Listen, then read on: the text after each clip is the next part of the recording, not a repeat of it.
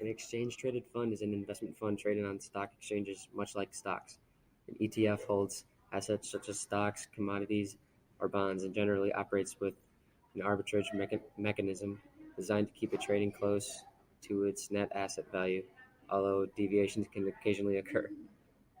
Exchange-traded funds are ideal for beginning investors because of their many benefits like low expense ratios, abundant liquidity, wide range of investment choices, diversification, and a low investment threshold. One strategy is dollar cost averaging. Dollar cost averaging is the technique of buying a certain fixed dollar amount of an asset on a regular schedule, regardless of the changing cost of the asset. Beginner investors are typically young people who have been in the workforce for a year or two and have a more stable income from which they are able to save a little each month. Such investors should take a few $100s every month and instead of placing it into a low interest savings account, invest it into an ETF or a group of ETFs. There are two major advantages of such periodic investing for beginners. The first is that it impacts a certain disciplined saving process. As many financial planners recommend, it makes eminent sense to pay yourself first, which is what you achieve by saving regularly.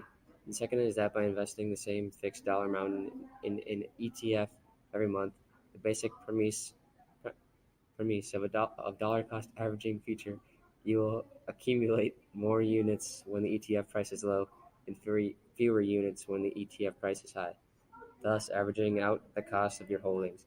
Over time, this approach can pay off handsomely as long as one sticks to the discipline.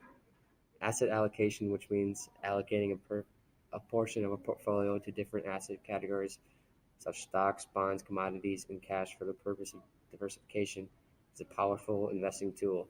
The low investment threshold for most ETFs, generally as little as $50 per month, makes it easy for a beginner to implement a basic asset allocation strategy depending on his or her investment time horizon and risk tolerance. As an example, young investors may be 100% invested in equity ETFs when they are in their 20s because of their long investment time horizons and high risk tolerance. But as they get into the 30s and embark on major life cycle changes such as starting a family, buying a house, they may shift to a less aggressive investment mix such as 60% in equity ETFs and 40% in bond ETFs.